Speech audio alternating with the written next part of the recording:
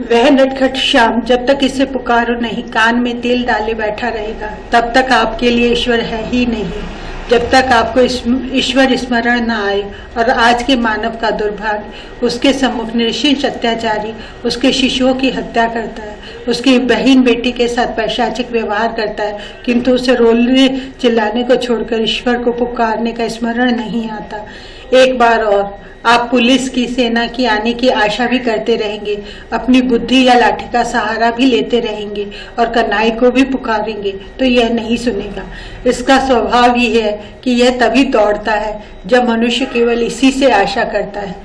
दूसरे किसी से, अपनी किसी भी शक्ति से किंचित भी आशा आपको है तो यह कृष्ण आपकी उस आशा के सक्रिय होने में टांग अड़ाने नहीं आएगा।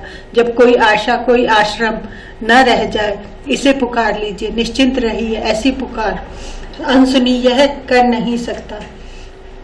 श्याम पुकारे बिना नहीं सुनता। कोई और आशा भरोसा रखकर पुकारो तो इसे लगता ही नहीं कि इसको पुकारा जा रहा है। यह एक ही भाषा समझता है, हृदय की भाषा, और हृदय तो एक साथ एक को ही पुकार सकता है। आप केवल मुख से पुकारे तो कन्हई समझेगा नहीं। जो बात समझ ही नहीं गई उसके अनुसार कोई व्यवहार कैसे करेगा। द्रुपद राज तनया पांडव पट्ट महिषी द्रौपदी को दुर्योधन ने भरी राज्यसभा में पकड़ मंगाया। पांडव द्यूत में हार चुके थे। वे धर्म से, अपने सत्य से बंधे थे, कुछ न कर सकते थे, न बोल सकते थे। दुर्योधन ने अपने अनुज को आज्ञा दी, इसे नंगी कर दो। राजसूय यज्ञ में जिसका साम्राज्ञी पद पर अभिषेक हुआ उसका यह अपमान। अग्रज की आज्ञा से दुष्ट दुशासन ने एक वस्त्र द्रौपदी की साड़ी का छोर पकड़ लिया और लगा खींचने। द्रौपदी को अब भी विश्वास नहीं था कि इस सभा में दुशासन को यह धृष्टता करने का साहस होगा, किंतु श्री कृष्ण सर्वज्ञ नहीं है। उनको पता नहीं है कि क्या हो रहा है हस्तिनापुर की कौरव राजसभा में। किंतु श्याम का स्वभाव, द्रौपदी परम भक्त सही, कन्हई को वह पुकार कहाँ रही है। पुकारे बिना, रक्षा की अपेक्षा किए बिना तो नंद नंदन कुछ करता नहीं। महाराज धृतराष्ट्र अंधे सही, किंतु संजय और विदुर उनको सब सूचित कर रहे हैं। पुत्र वधु को उनके ही पुत्र नंगी करने जा रहे हैं, कुछ कहेंगे। दादाजी अतुल पराक्रम, परम धर्मज्ञ भीष्म के विद्यमान रहते दुशासन का यह साहस वे रोक देंगे। गुरुदेव द्रोणाचार्य भी तो हैं, ब्राह्मण हैं और पांडवों के भी गुरु हैं। ये विरोध करेंगे इस अन्याय का। मेरे पांचों पति यही हैं, ये कुछ करेंगे। द्रौपदी के भयार्त नेत्र चारों ओर घूम गए, सबने सिर झुका रखा है, कहीं से कोई आशा नहीं। कृष्ण श्याम सुंदर सदा के मेरे विपत्ति के सहायक प्राणों से पुकारा। यह क्या हुआ? कन्हई भी अनुसुनी करता है, वह भी सहायता करने नहीं दौड़ा, क्योंकि द्रौपदी ने अभी तक साड़ी हाथ से पकड़ रखी है। अपना बल अभी रक्षा में लगा है। यशोदा का लाल अभी नहीं आ सकता। दूसरा किंचित भी भरोसा है तो यह घनश्याम बीच में नहीं पड़ता। अबला नारी और असीम बलशाली दुष्ट हृदय दुशासन, साड़ी को झटका लगा और हाथ से छूट गई। व्याकुल होकर द्रौपदी ने दोनों हाथ ऊपर उठाकर पुकारा, श्री कृष्ण द्वारकावासी देव देव जगतपति। एक वस्त्र रजस्वला द्रौपदी, अस्पृश्य अपवित्र दशा, किंतु कृष्ण के लिए क्या पवित्र क्या अपवित्र। लो वस्त्र अवतार हो गया कन्हई का। मूर्ख दुशासन कितने वस्त्र खींचेगा वह। अनंत का कहीं अंत हुआ है कि दुशासन ही पालेगा। वस्त्रों की राशि बढ़ती गई, किंतु द्रौपदी की साड़ी शरीर पर ज्यों की त्यों। थक कर पसीने से लथपथ होकर दुशासन बैठ गया, हार कर। दूसरों की बात छोड़ दीजिए, वैसे सब यह है कन्हई के लिए कोई दूसरा है नहीं, सब उसके अपने ही हैं। दूसरा पर पक्ष वह जो अपने को पराया माने, किंतु कह यह रहा हूं इसके ब्रज की बात। नंद बाबा को अजगर ने पकड़ा, वह महासर्प बाबा के पैर निकलने लगा और कमर तक उन्हें निकल गया। सब गोप जागे, सबने जलती लकड़ियों से खूब पीटना प्रारंभ किया सर्प को। बड़ा हल्ला गुल्ला मचा, किंतु कृष्ण खुर्राटे लेकर सो रहा। इसकी नींद तब टूटी जब बाबा ने पुकारा कि कृष्ण कृष्ण मुझे सर्प निकले जा रहा है, इससे जल्दी बचा। दूसरी बार बाबा यमुना में स्नान करने उतरे कि उन्हें वरुण का सेवक पकड़ ही ले गया। यमुना में गोप कूदे और उन्होंने पुकारा, कृष्ण दौड़, लाला ब्रजराज डूब गए। वन में दावाग्नि लगी, गाय गौपालक सब घिर गए। कन्हई भी उनके मध्य ही था और सो नहीं रहा था, किंतु कुछ करना चाहिए, गायों और सखाओं को बचाना चाहिए। यह उसे तब स्मरण आया जब दावानल समीप आ गया और सखा भयत्रस्त पुकार उठे, श्याम हम तेरे हैं, यह दावाग्नि हमें भस्म करने आ रही है, हमारी रक्षा कर। यह कन्हई अग्नि पाई है, दावाग्नि पी लेना इसके लिए कोई बात नहीं है, यह भी तो लेता है भव दावानल, किंतु जब कोई कहे कोई पुकारे। ब्रज के सब लोग उस दिन कालिया दह के किनारे ही सो गए थे, सब थे, पूरा ब्रज था वहां। रात्रि में दावाग्नि लगी और बड़ी, सब जागे, किंतु यह अग्नि पाई तब जागा जब सबने पुकार लगाई, कृष्ण श्याम सुंदर, यह दावानल बढ़ता आ रहा है, इससे हमारी रक्षा कर। गोपियां, प्रेम की ध्वजा गोपियां, वे रात्रि में वन में गई थी, कुछ अपने कार्य से। इस भुवन मोहन की मोहिनी ने ही उन्हें खींचा था, वे इसके लिए गई थी और इसके साथ ही क्रीड़ा कर रही थी। श्याम अकेला भी नहीं था, इसके अग्रज भी थे साथ ही, किंतु जैसा छोटा भाई वैसा बड़ा भाई। शंखचूड़ी यक्ष ने गोपियों को पकड़ा, बलपूर्वक उठाया और भाग चला।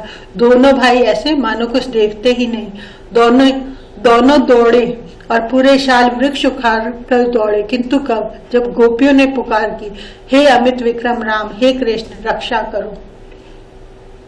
सदा तो कोई पुकारने की स्थिति में नहीं रहता, ऐसा होता है, ऐसे अवसर आते हैं कि विपत्ति अचिंतित अकस्मात आती है और ऐसे आती है कि हमको सोचने समझने पुकारने का अवसर ही नहीं देती। निद्रा में छत टूट गिरे या कुछ और हो जाए, आप कैसे पुकारेंगे किसी को। कन्हई को आपने इतना अज्ञ समझ लिया है कि पुकारने की स्थिति ना हो और कोई ना पुकारे तो कन्हई उसकी ओर ध्यान नहीं देता, यह इसका स्वभाव है। यह भी इसका स्वभाव है कि सृष्टि में प्रलय हो या और कुछ, इसके नेत्र नहीं उठते, किंतु इसके जन पर संकट आए और वह पुकारने की स्थिति में नहीं हो, श्याम स्वतः सतर्क रहता है, इससे ऐसे अवसर पर प्रमाद नहीं हुआ करता। गोप कुमारों ने अघासुर के मुख को कोई रमणीय गुफा समझा। एक बार उनमें से एक ने कहा भी, मित्रों कहीं यह अजगर ही हुआ तो हम इसके मुख में जाए और यह हमें खा ले। सब हंस पड़े। अयम तथा चेत बकवद विनक्ष्यति, कन्हई कहीं चला गया है, यह हमें निकलने लगेगा तो बकासुर के समान श्याम इसे भी चीर फेंकेगा। सब चले गए अकासुर के मुख में और जाते ही मूर्छित हो गए। अब पुकारे कौन, किंतु पुकार की आवश्यकता जिसके भरोसे निर्भय घुस रहे थे, वह कहीं अपने आश्रय को अविश्वस्त कर सकता है।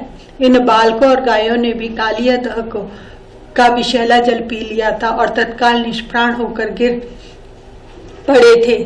सब बहुत प्यासे थे। कन्हई पीछे छूट गया है, इस और भी किसी का ध्यान नहीं गया था, न स्मरण न पुकार। मृत पड़े थे सब कालिया दह के तट पर, किंतु थे तो सब इस ब्रज राजकुमार के।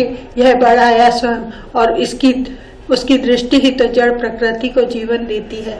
कन्हई का स्वभाव जो उसके है उनको भूलता नहीं, एक क्षण को भी उनकी ओर से उदासीन होना इसे नहीं आता, किंतु यह नटखट रूठता है जब इसे पुकारने का अवसर हो और कोई न पुकारे।